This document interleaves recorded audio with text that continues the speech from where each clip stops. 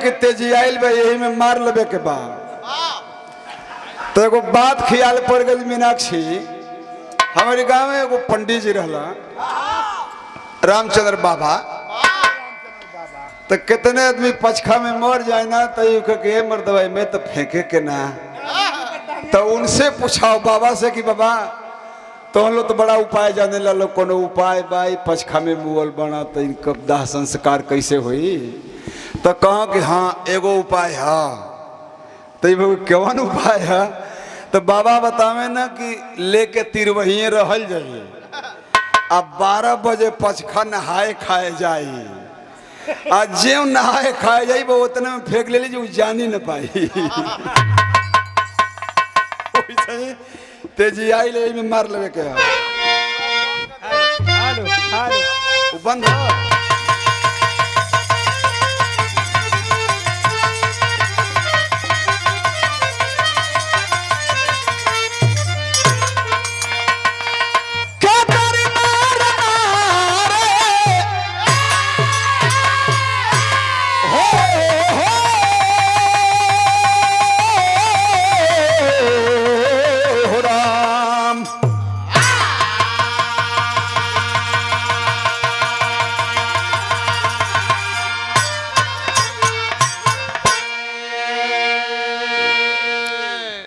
खूबसूरती से 4 लाइन भूमिका हमारे कवि लिखले हुआ। कैसे? अरे हौसला हो अगर सामने जा लड़ो, बंदर घुड़की से जालिम डराओ नहीं, नोच लेंगे तेरी आंख हम जंग में, अरे भूल कर आंख हमको दिखाओ नहीं। कि कारगिल की लड़ाई में लड़ते जवान हर सितम फौज भारत के सहते रहे, और ना झुकाए तिरंगा झुकेगा कभी, और सर कफन बांध कर वीर कहते रहे।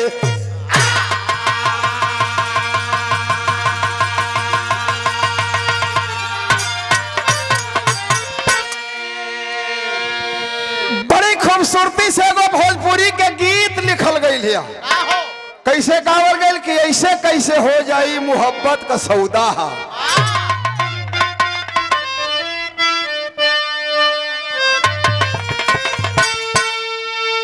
उहे गीत है। अरे ऐसे कैसे हो जाई मोहब्बत के सौदा।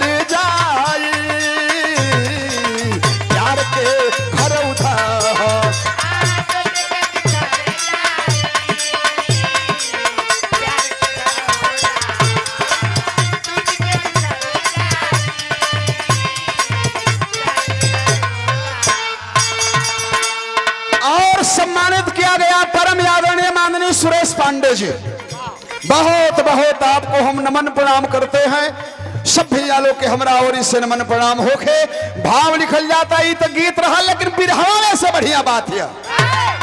कैसा लिखाइल मास्टर?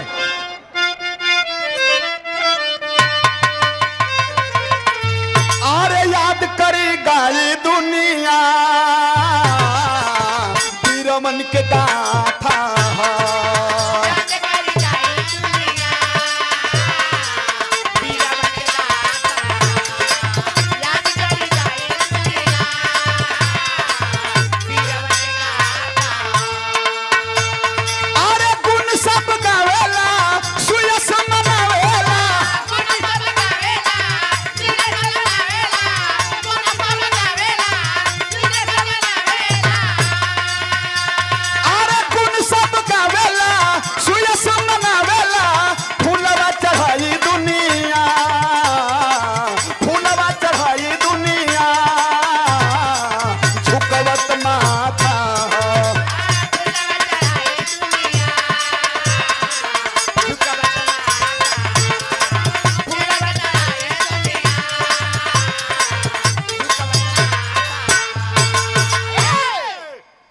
करी गाई दुनिया ई बिरवन का गाथा है, और फुलवा चढ़ाई दुनिया झुकवत माथा है।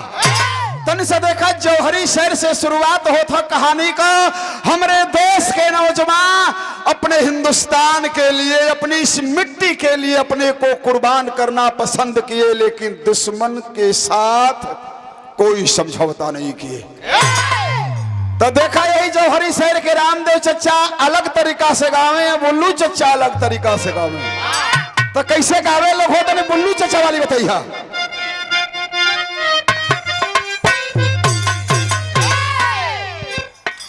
अरे करगिल में कहर बरसाया, मथुरा का फौजी नहार,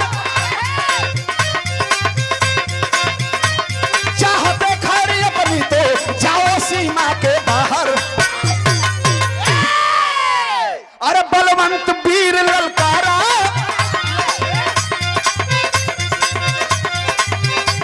जब वंदे मातरम बोली, चला खमौर का ताकता दनादन गोली, आतंकी फेंका हाथ गोला, बलवंत हो गया घायल, बेहोश गिरा धरती पर दुश्मन के आगे कायल।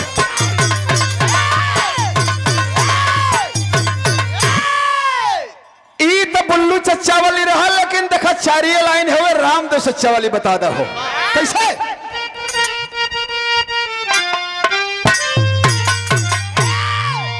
अरे भारत के फौजी उसको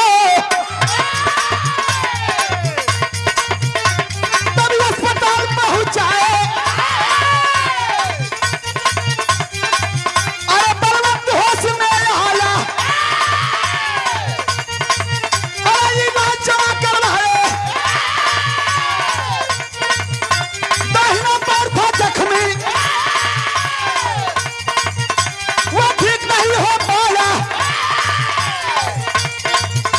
कितना जरूरी उसको, अरे डॉक्टर ने बात बताया।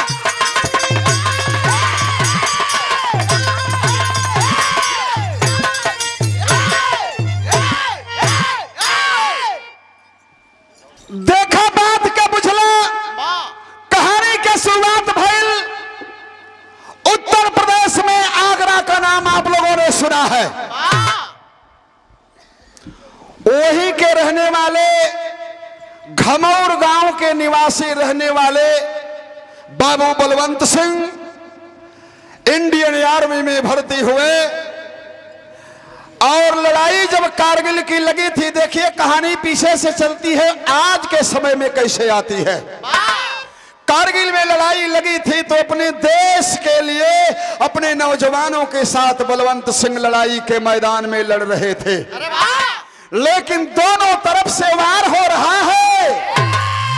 आतंकियों के तरफ से हथगोले, बम, बारूद, AK-47 से प्रहार किया जा रहा है, और वही हथियार मेरे देश के जवान चला रहे हैं। लेकिन एक आतंकवादी के द्वारा एक हथगोला फेंका गया, जो हथगोला आया करके बलवंत सिंह के पास फूट गया है। बलवंत सिंह का पैर जख्मी हो गया, दाहिने पैर से जख्मी हुए, बहुत सारा ब्लड गिर चुका है। बलवंत सिंह का अस्पताल में ले जाया गया, और जब अस्पताल में ले जाया गया है तो डॉक्टरों ने कह दिया कि इनके पैर में इतना बड़ा इन्फेक्शन हो गया है कि अब दुनिया का कोई एंटीबायोटिक इनके इलाज को, रोग को ठीक नहीं कर सकता, लिहाजा पैर को काटना पड़ेगा, नहीं तो ये पॉइजन, ये जहर पूरे शरीर में फैल जाएगा। अस्पताल में, इंडियन आर्मी के अस्पताल में जब डॉक्टरों ने यह रिपोर्ट दे दिया कि दाहिना पैर काटना पड़ेगा, तो इलाज तो वही है, दूसरा कोई इलाज नहीं है। होता है क्या बाबू, बिरहा में एगो तर्ज लिखल गई, मास्टर तनी आगे से उठो और ऊपर हो जा, खत्म।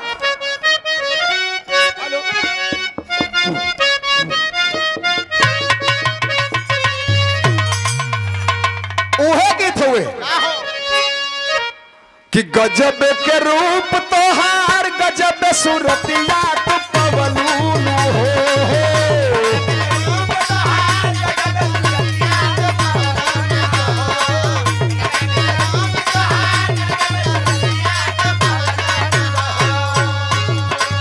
गजब के रूप तोहार गजब सूरतिया तो पवलून हो। गोरी हमके दीवाना बनवलून हो।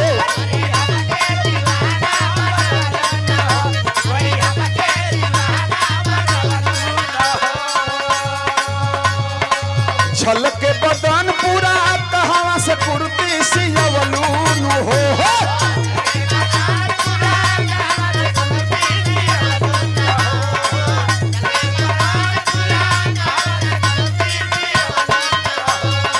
छलक के बदन पूरा कहाँ से कुर्ती सियवलून हो। गोरी हमके दीवाना बनवलून हो।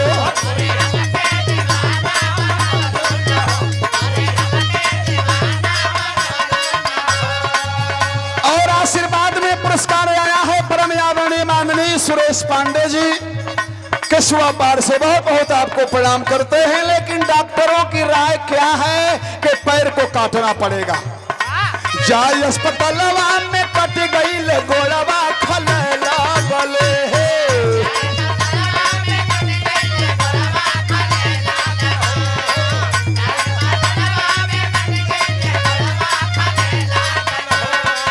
जाय अस्पतालवा में कट गई ले गोड़वा खलेला गले। बैसाखी सहारे चलेला गले।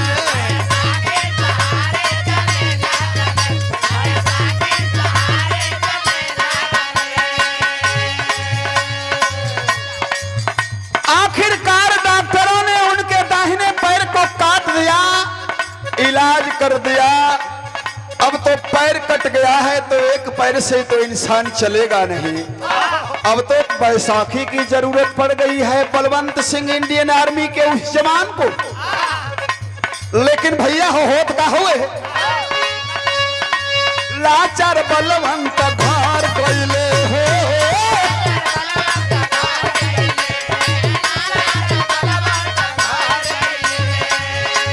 अरे जुड़ा वाला नवा सुघर भइले हो।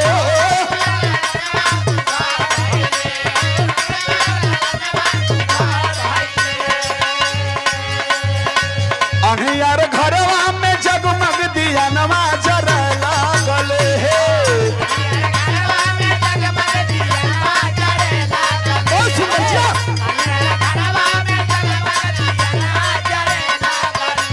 अरे अनियार घरवा में जगमग दिया नवा जरला गले। बैसाखी सहारे चलेगा।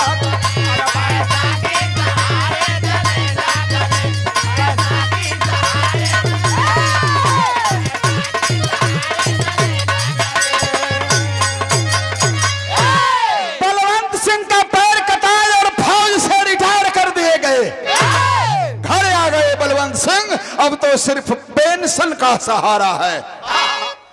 बैसाखी से अपनी दिनचर्या करने के लिए बलवंत सिंह चल लेते हैं। लेकिन परमात्मा की कृपा देखिए, मालिक एक ओरी से लेला तो एक ओरी देऊ देला। मालिक की दरबार में तनी देर हो सकेला, अंधेर नहीं बा। घरे जब रिटायर होके आ गई ना बलवंत सिंह ना, तो बलवंत सिंह की पत्नी एकरा पहले से गर्भवती रहली। तो मालिक के कृपा से वो बलवंत सिंह को दूगो जुड़वा बेटा भइला सा। दूगो बेटा भइला सा। तो जुड़वा बेटा पैदा भइला सा बलवंत सिंह के। आज जब जुड़वा बेटा देखला हाँ कि हमार जुड़वा बेटा हो गईला सा, तो बलवंत सिंह के जिंदगी में एक सोच गईला कि चला एक और दुख मिलल तो बहुत बड़ा सुख परमात्मा हमके दे दिहला। अब ही बेटन के पालब पोसब खियाई पियाई हमरा सपना के ये पूरा करे हाँ सहो। लेकिन होत का हुए लड़का जब पैदा भइला तो रखे नाम चंदन नंदन। रखे नाम चंदन नंदन। दिन 3 साल का बीता है। बड़ी डकैती फौजी के घर रोने लगी अनीता है। बच्चा भैला सा त लइकन का नाम ऐसन बीच के रखला ना कि दुनहुन के नाम में खाली तनी एकन का अंतर रहो। जौन 2 मिनट 5 मिनट पहले भइल ओकर नाम चंदन आ जौन तनी 5 मिनट बाद में भइल ओकर नाम नंदन। चंदन नंदन एगो इस संजोगे बा कि एगो हमनों के बिचवा में एगो चंदन नंदन भोजपुरी को दूगो नाव का दोनों जुड़वे भाई हो गवैया हलो है यूट्यूबवा पर देखवा लो तो मिल जाई कुल गीत गाना हो लोग के चंदन नंदन का गीत। तो चंदन और नंदन नाम रखते हैं अपने बेटों का, लेकिन 3 साल का समय व्यतीत हो गया। तो जब 3 साल का समय व्यतीत भइल तो बलवंत सिंह फौजी के घरे एक बार डकैती पड़ गई हो। डकैत अइला, रात में डकैती ढलला, रुपया पैसा गहना गीठो जितना जेवरात रहल, जितना कुल कीमती सामान रहल, सब डकैत लेकर चले गए। तो धनवे तो धनवा ले गई हो बाबू, खाली धनवा गई रही तो कोनो बात ना हो, लेकिन ओही दिनवा बलवंत सिंह फौजी का जवान लड़िकवा हुए जवन 2-4-5 मिनट पहले भर जे का नाम चंदन रखाइल है ना, ओ चंदन लइको के डकैतवा उठौले गइला सा। डकैती पड़ेले सुनले बाने जा कि जौन बड़की गिरोह का डकैत कुलावेला तब हे तरे थोड़े कुल फरसा कुदार थोड़े चोरावे आवेला, आ वे तरे कोनो चोरी थोड़े जाइ। हाँ वो मोहम्मद यार तोहरा घरवा में हेल जाइ हाँ, तोहरा घर की एगो सदस्य के किडनैप कली हाँ, आ बस ये धमकी दी हाँ कि बोल दे बोलो तो इनके उड़ा दे जाई। घर परिवार का लोग चुप हो जाला कि जायद हमार बबुआ चाहे भाईवा चाहे बबुआ बस जाई, इस ससुरा ले जाई हाँ सो तो ले जाए सो समनवा ले लिया सो 1 किलोमीटर अगवा ले जाके वो लइकवा आदमिया के छोड़ दिया सो आ गाड़ी पलाद के कुल लेके चल जाइए सो। तो बड़ डकैत ऐसे डकैती करेला कोनो ई ना थोड़े कि बाहर माटी के देवाल में रम्मा से खोद के नहीं। तो डकैती पड़ल तो रुपया पैसा गहना किथो जेवरात आ उनके एगो बेटा चंदन के भी डकैत अपने साथ लेते गए। तो ले जाके वो छोड़े वाला डकैत ना रहना सो, लइको के ले गइलो सो। बाबू माई बड़ा कोशिश कैला, थाना में FIR भइल, बड़ा कुल पुलिसो लागल, लेकिन केहू कुछ पता ना लगा पावल। पता लगबे ना गई कैल कि वो आखिर गइल तो कहाँ गइल। बचा है एक जो छोटा बेटा है नंदन का पालन पोषण बलवंत सिंह फौजी और उनकी पत्नी अनीता कर रहे हैं। एक बच्चे की परवरिश कर रहे हैं। इससे पहले कि एक बिटिया उनकी थी, तो बेटी होले वो तो घर में रहल, बचवन के लइकवन के पा के बड़ा खुश रहल, लेकिन एगो लइको किडनैप हो गई, चोरी हो गई। छोटका लइकवा नंदन के खियावत हुआ पियावत हुआ। अरे अब तो जवन रही तवने प्रयास बानी, तबले तो दू प्रयास रहल भइल है। कहो बाबू देखिए, जब नंदन धीरे धीरे सयाना होता है, 17-18 साल की उम्र होती है, भारत सरकार के तरफ से इंडियन आर्मी की खुली भर्ती होती है।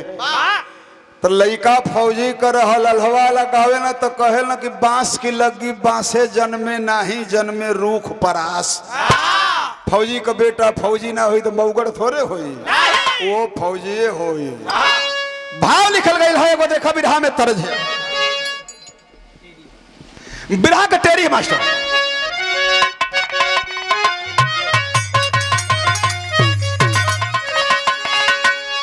और कहल गल कि देखई बेना समर में पिठिया कि मोर रामा हो राम। अरे देखई बेना समर में पिठिया, अरे दुश्मन की छाती पर झंडा गाड़ उड़ई बे हई उड़ई बे हई उड़ई।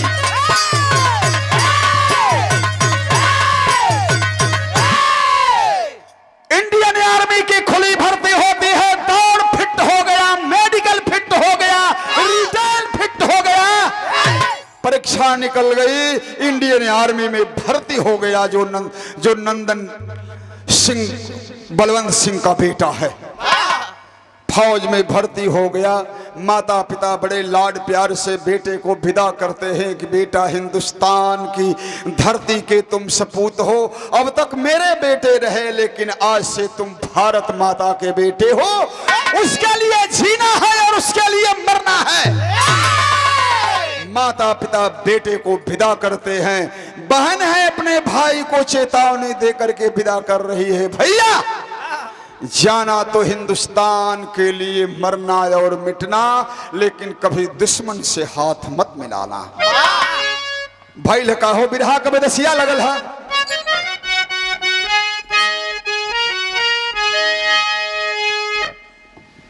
हर सरिता बहिन राखी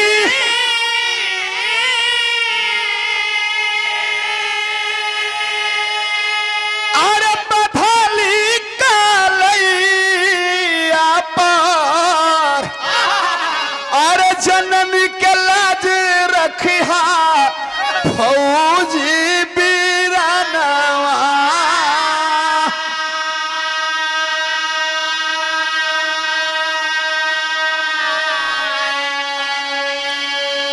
चला गया जहां उसका ट्रेनिंग कैंप था, अपनी ट्रेनिंग करने लगा है।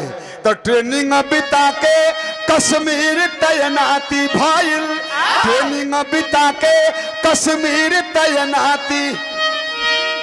अरे कुछ दिन बाद छुट्टी आइले भावना।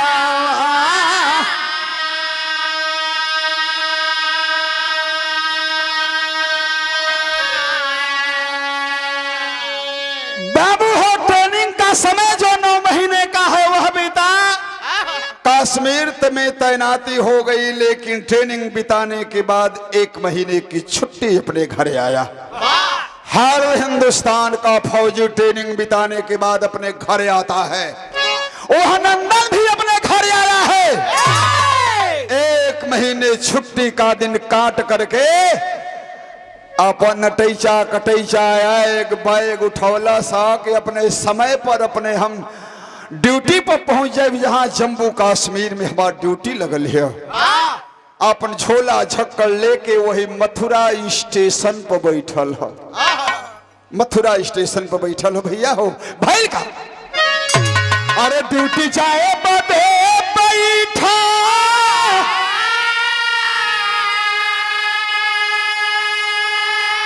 अरे रहला स्टेशन पर, अरे पकड़े पुलिस वाले पाई के हो सूचना।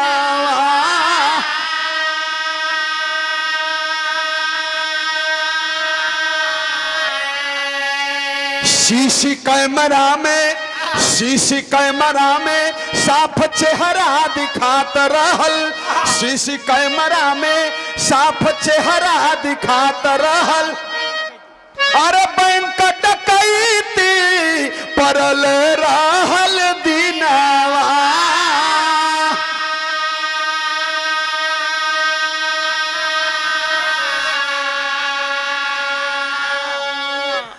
अटैची लेके अपन बैग लेके मथुरा स्टेशन पर बैठल हो नंदन सिंह, लेकिन तब तक उत्तर प्रदेश पुलिस की एक गाड़ी जाती है सिपाहियों से भर करके, और मोबाइल में पता नहीं क्या देख रहे हैं, उसके एक बार चेहरे की तरफ देख रहे हैं, फिर अपनी मोबाइल पर देख रहे हैं, चेहरे का मिलान करते हैं, और उत्तर प्रदेश की पुलिस उस नंदन सिंह को पकड़ लेती है।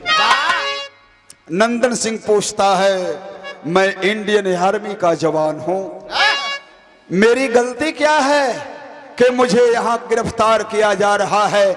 मैं ड्यूटी के लिए जा रहा हूं और मेरी ड्यूटी में लेट होगा, मेरे ऊपर कोई कार्रवाई होगी तो कौन जिम्मेदार होगा? उत्तर प्रदेश की पुलिस कहती है कि साले चोरी करते हो, डकैती करते हो और कहते हो कि इंडियन आर्मी के जवान हैं। कहा कि कौन सी डकैती, कौन सी चोरी? हमने तो कोई चोरी नहीं की, ना कोई डकैती की।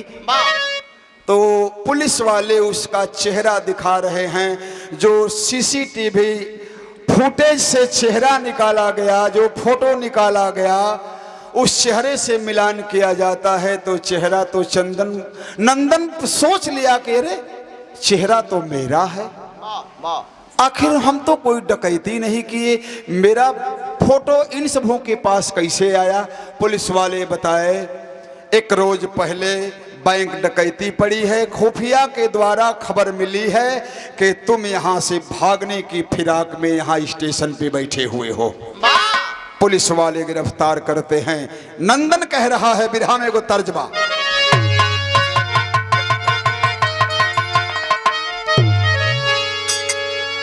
दिया हुए अरे डूब मरबो राजा, अरे डूब मरबो राजा, अरे जई बाजो पूरब के देसावा,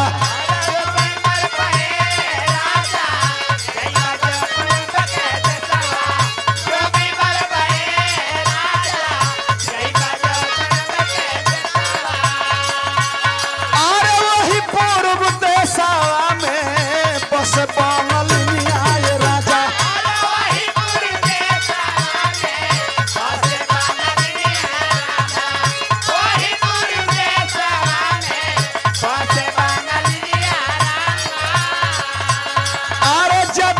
चला के जनवाया रे लेली है राजा, अरे जई बाजो पूरब के देसावा, अरे डूबी मुअब है राजा, जई बाजो पूरब के देसावा।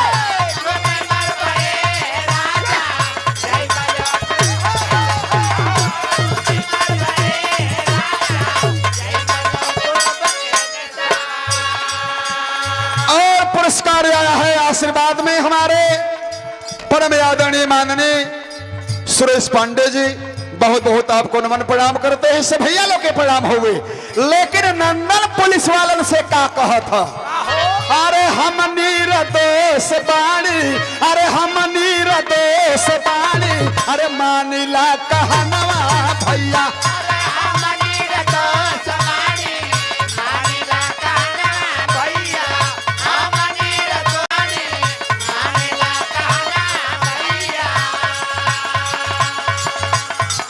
हथकड़ी लगावा जानी, अरे जाला बेल हथकड़ी लगावा जानी, जाला जेल खनवा भैया, अरे हम नीरदोष बाणी, अरे मानिला कहनवा भैया,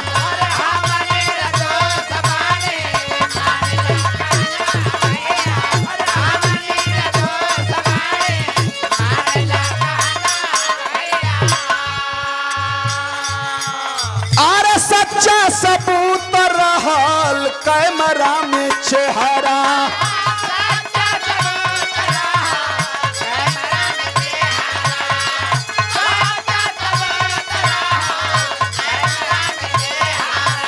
अरे लोगवा कहे कि डाकू कैसे दे पहारा,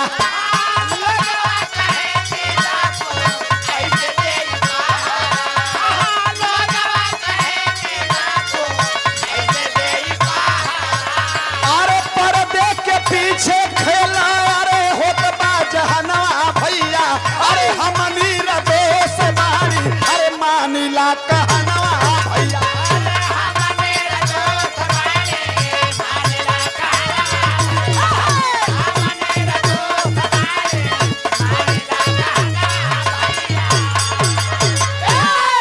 पुलिस वालों के पास पुख्ता सबूत था, सीसीटीवी फुटेज कैमरा का फोटो उन सबों के पास था। आखिर कितना भी रोया गिड़गिड़ाया लेकिन पुलिस वाले छोड़े नहीं, क्योंकि बैंक डकैती का सवाल था। पुलिस वाले उसे जेल में डाल देते हैं। ड्यूटी तो नहीं जा पाया, अब जेल की रोटी खा रहा है नंदन सिंह फौजी।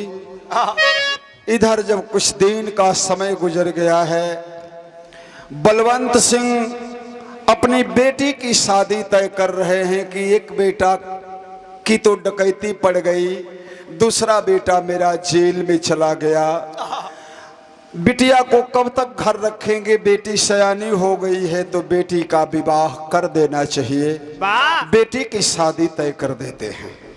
बलवंत सिंह बेटी का ब्याह तय कभी हल्ला हो, भाव लिखल जाता माता बहनों के एगो गीत हुए।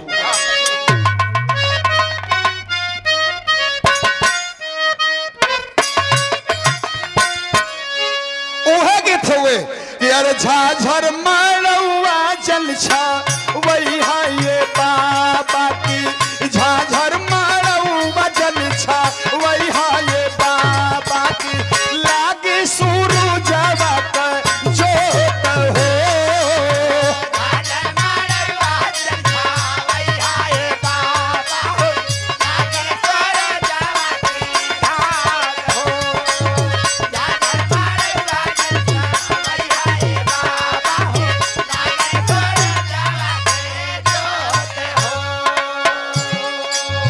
सरिता बहिनिया के पड़ली लगनिया हो सरिता बहिनिया के पड़ली लगनिया हो जेलवा में पीरा नाला चार हो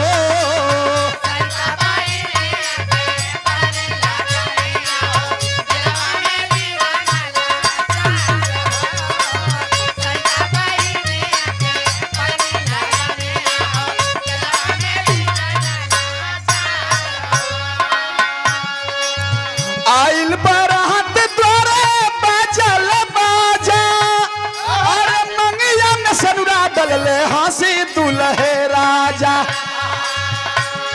अरे फौजी वर्दी में ये का फौजी वर्दी में ये का आयल जवानावा हो मुहला पर गमछा अपने डाल हो मुहला पर गमछा अपने डाल हो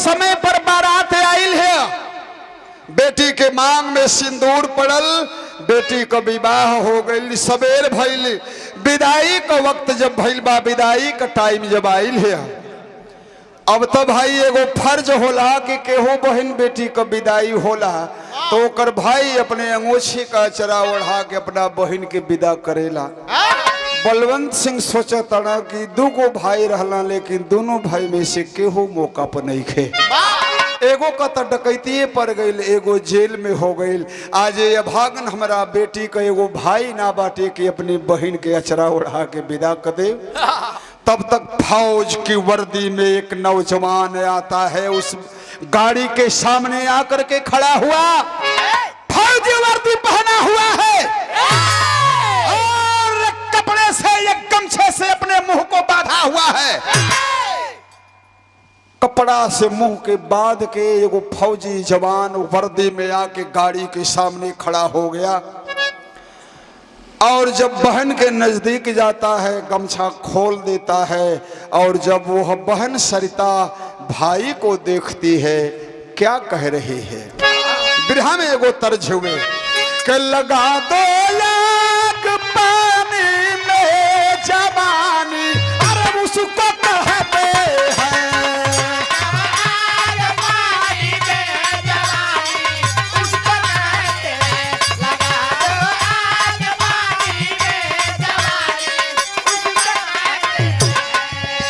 लगा दो आग पानी में जवानी उसको कहते हैं रे जवानी उसको कहते हैं लुटा दे बाप की दौलत लुटा दे बाप की दौलत उठानी उसको कहते हैं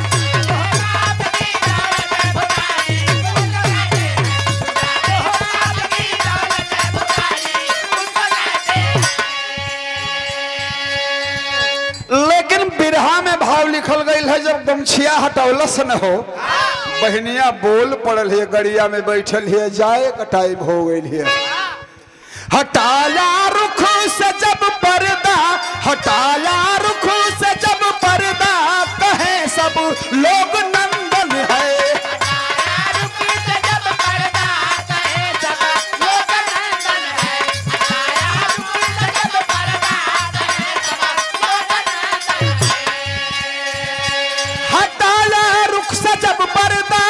लोग नंदन है रे कहे सब लोग नंदन है कहीं बहना मेरे भैया तुम्हारा लाख बंधन है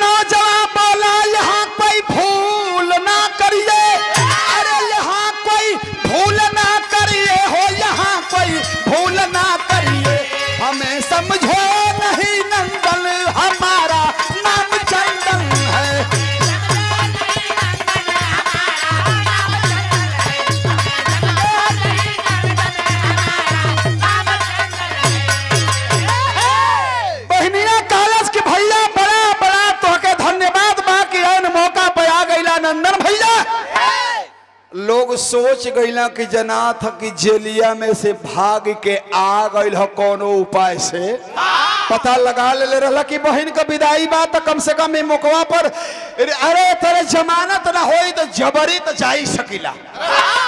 बहनिया कहत बा कि नंदन भैया तुहार लाख लाख धन्यवाद बा। बलवंत सिंह कहता ना कि बेटा नंदन तू आ गईला, बेटी का रस्म पूरा करा, बहन का विदाई करा। गरज गया नौजवान कहा कि मुझे नंदन मत कहो, मेरा नाम नंदन नहीं है, मेरा नाम चंदन सिंह है। बलवंत सिंह सुनना तो कहना बेटा चंदन, तू चंदन कैसे फौज के वर्दी में आ गई ना? तो कहता कि पिताजी इसके पीछे की एक कथा है, एक कहानी है। ये फौज की वर्दी हम असली ना पहले ही बाबूजी, हम कोनो फौज में भर्ती ना भइल है। का कहत हो बिरहा के पहपट में?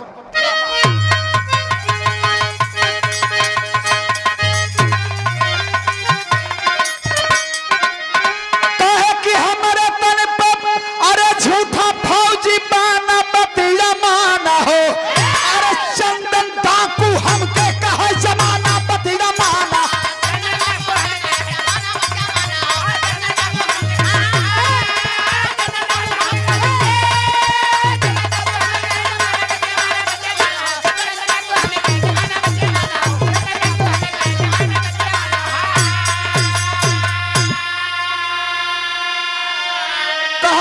हमारे तन पर झूठा फौजी बाना बतिया माना हो।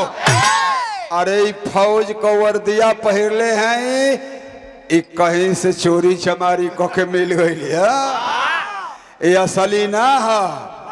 अरे हमके लोग चंदन सिंह डाकू कहेला, हमार नाम चंदन सिंह डाकू है। तो ये भैल कि ये बचवा अरे तोहरे मुँह का तो नंदनो हुआ। तो कहत बा कि पिताजी हम जानत हैं कि तू हमारे बाप हुआ, हमारे को और भाई बाऊ जेल में बंद बा।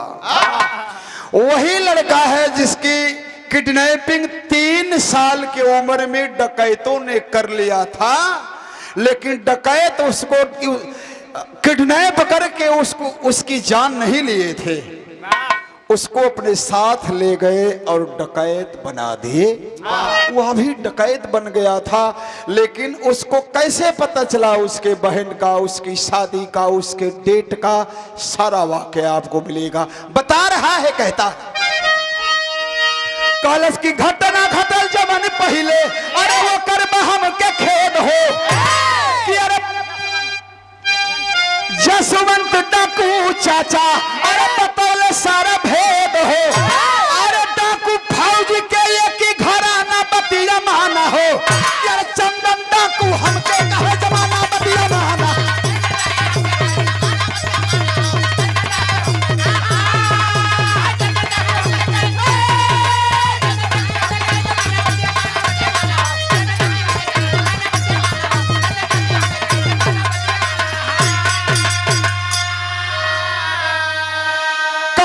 पिताजी जो डकैती पड़ी थी और मेरी किडनैपिंग हुई थी उसका मुझे खेद है, लेकिन ये सारा वाकया जानते हैं कौन डकैती डाला था आपके घर पे?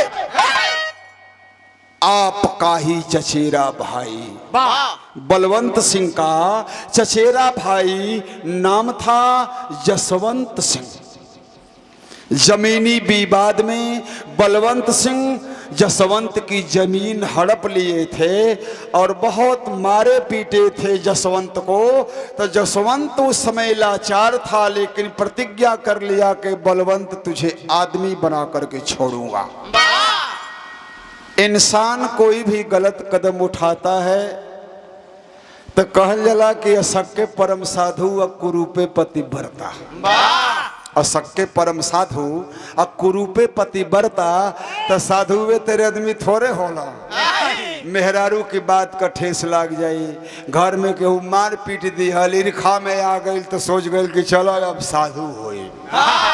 एक तरह केहू थोड़े साधु होता, घर से मेहरारू मार के खेत देती आदमी पीट देते हुआ तो कोना के साधु हो जाता। जो मेहरारू से कहता कि तो के जियते राण बना दे साधु हो जाए। तो भैया हो वह जसवंत सिंह प्रतिज्ञा कर लिया कि बलवंत सिंह मैं तुझको सबक सिखा दूंगा, और वही जसवंत चाचा आपको सबक सिखाए, मेरी किडनैपिंग किए। नहीं तो डकैत रुपया पैसा सोना चांदी पा गए तो बच्चे की क्या जरूरत, लेकिन जसवंत को तो सबक सिखाना था बलवंत सिंह को बिरहा के आल्हा में।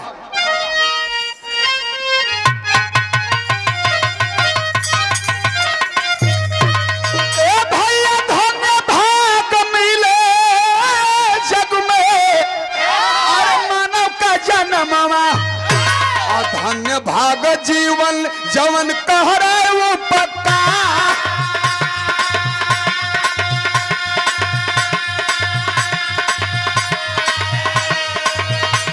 अरे मरती समैया जसवंत चाचा कहले,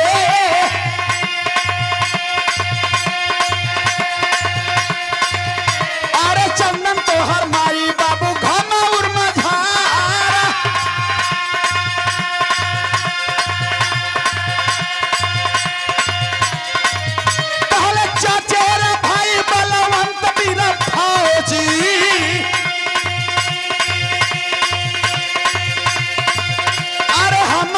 डाकू हर बचपन से खाया,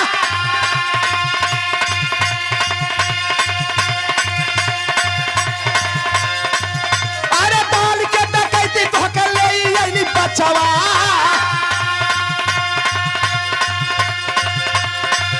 अरे बची गयल घरवा पे नंदन कुमार, अरे ये तने पता के दादा छोड़ दले दुनिया,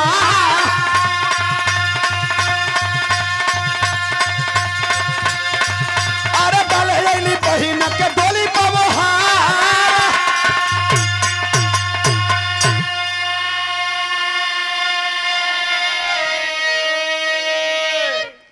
कुल कहानी बता कहलस की बाबूजी बलवंत सिंह से कहलस कि बाबूजी तोहर भाई जसवंत सिंह रहला न कला, हाँ वो तो कहिए घर छोड़ के फरार हो गईला।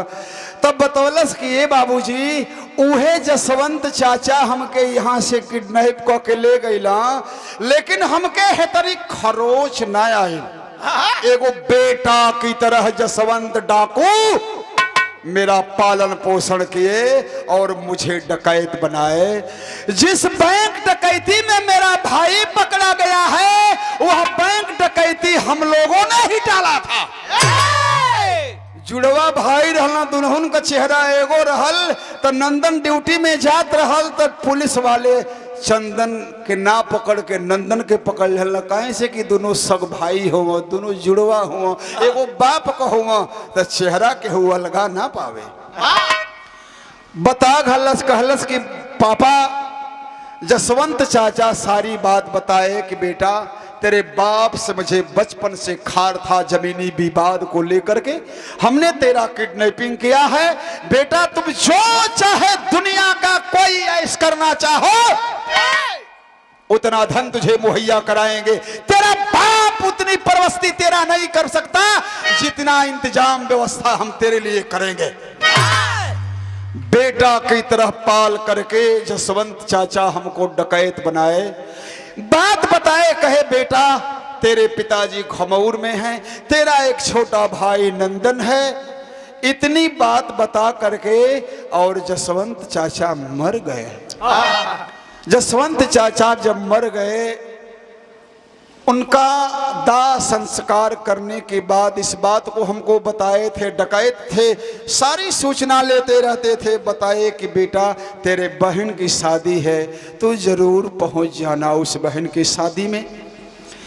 जसवंत चाचा मर गए इन सब बातों को बता करके, और मैं उस डेट पे अपने बहन की विदाई में आया हूँ। बहन का विदाई करे खातिर आइल, सारी बात बतौलस हो तो कहत बा कि हमारा वजह से हमार भाई जेल का रोटी खा था। बिरहा के आखिरी में का कहता,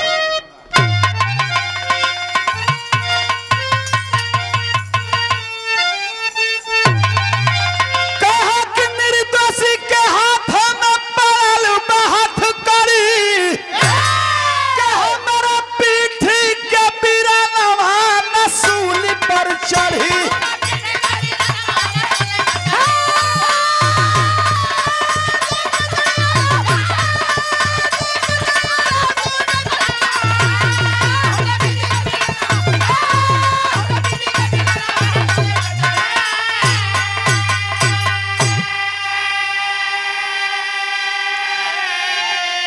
हम चंदन डाका डरली पकड़ैले नंदन भाई। अरे जुड़वा भाई के चेहरा न सका कोई अलगाई। कहलस कि हम डकैती ढली हमार भैया पकड़ा गल काहे से कि जुड़वा भाई रहली जा। पुलिस वाले चेहरा के पहचान न पौलो हमरे छोटके भैया के जलन कि इहे डकैतिया डल्ले बा। के जुड़वा भाई के चेहरा न सका कोई अलगाई। माई बाबू के रतनमा न सूली पर चढ़ी।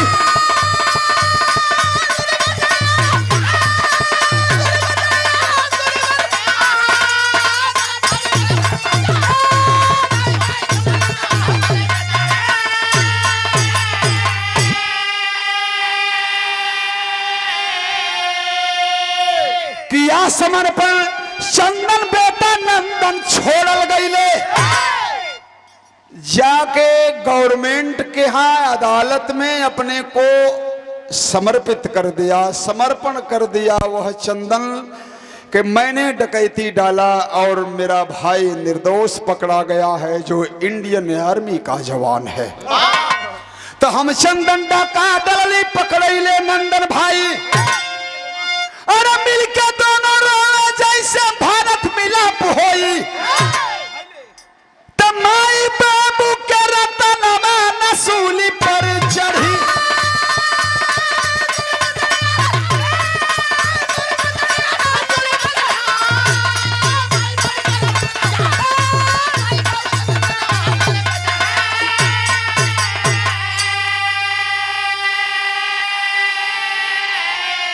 समर्पण कर दिया।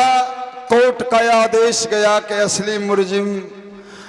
असली मुलजिम यह चंदन है, नंदन को बाइज्जत बरी किया जाए।